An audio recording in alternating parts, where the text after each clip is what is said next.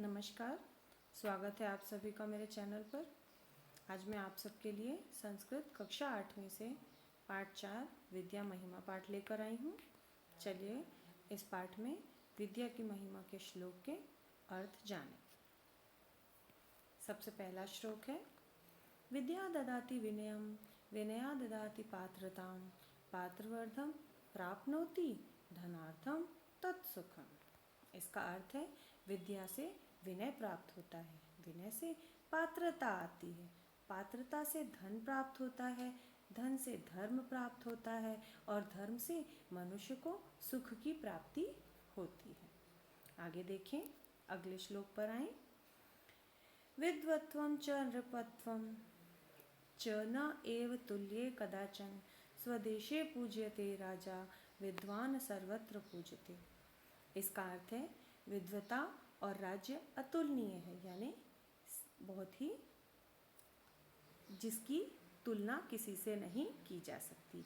राजा को तो अपने राज्य से ही सम्मान मिलता है, किंतु विद्वान का सम्मान हर जगह होता है, क्योंकि विद्वान को कहीं भी सम्मान प्राप्त हो सकता है।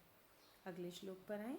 न चोरहार्यम न च राज्यहार्यम न भ्रातृभाज्यम न च भारकारी व्यये कृते वर्धते एव नित्यम विद्याधनम सर्वधन प्रधानम। अर्थात विद्या रूपी धन को कोई चुरा नहीं सकता, राजा ले नहीं जा सकता, भाइयों में उसका भाग नहीं किया जा सकता, उसका भार नहीं होता और खर्च भी करने से बढ़ता है। यानी विद्या को हम जितना बांटे विद्या बढ़ जाती है, हमें उससे कुछ ना कुछ और सीखने को मिलता है। इसलिए सचमुच विद्या रूपी धन सर्वश्रेष्ठ है। यहाँ पर विद्या हमारे अंदर जो ज्ञान है उसे कोई नहीं चुरा सकता, राजा भी हमसे छीन नहीं सकता, भाइयों में हम अपनी विद्या को बंटवारा नहीं कर सकते और इसका कोई वजन नहीं होता है कि अरे बाप रे बहुत विद्या प्राप्त कर ली। इसे अगर हम किसी में बांटते हैं, खर्च करना यानी बांटना, यदि हम किसी में बांटते हैं तो यह और ज़्यादा हमें प्राप्त होती है। इसलिए विद्या रूपी धन सर्वश्रेष्ठ है। विद्या नाम नरस्य रूपम अधिकम प्रसन्नम गुप्त धनम विद्या भोगकारी भोगकरी यशकरी सुखकरी विद्या गुरुणाम गुरुः विद्या बंधुजनो विदेश गमने विद्या परा देवता विद्या राजसु पूजते न ही धनम विद्या विहीनः पशु। बच्चों, इसका अर्थ हुआ, विद्या इंसान का विशिष्ट रूप है। विद्या मनुष्य के अंदर एक बहुत ही सुंदर गुण होता है। यह एक बहुत ही गुप्त धन है जिसे हम किसी को दिखा नहीं सकते, कोई हमसे छीन नहीं सकता। वह भोग देने वाली, यशदात्री और सुख कारक है। विद्या गुरुओं का गुरु है। विदेश में वह इंसान की बंधु होती है, अर्थात यदि हम मुश्किल में पड़ जाएं तो क्योंकि हमने ज्ञान प्राप्त किया है तो हमें सोचने विचार करने की क्षमता अधिक हो जाती है। विद्या देवता है, राजाओं में विद्या की पूजा की जाती है और धन की नहीं की जाती।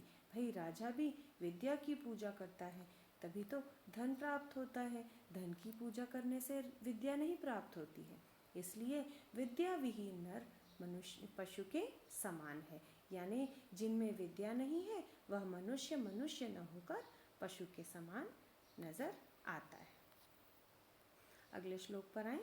सुखार्थिनो कुतो विद्या विद्यार्थिनो कुतो सुख सुखार्थियो वा त्यजत विद्याम विद्यार्थियो वा त्यजत सुखम। भाई जिसे सुख की अभिलाषा हो, कष्ट उठाना न चाहता हो, उसे विद्या कहाँ से प्राप्त हो, और विद्यार्थी को सुख नहीं मिलता। सुख की इच्छा रखने को विद्या की आशा छोड़नी पड़ती है और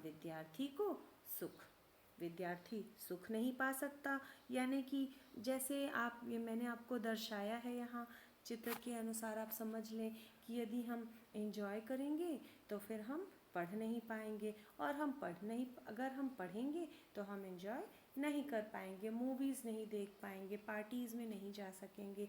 लेकिन जो पढ़ते हैं उन्हें ज्ञान प्राप्त होता है और जो सुख भोगते हैं वो ज्ञान से वंचित रह जाते हैं।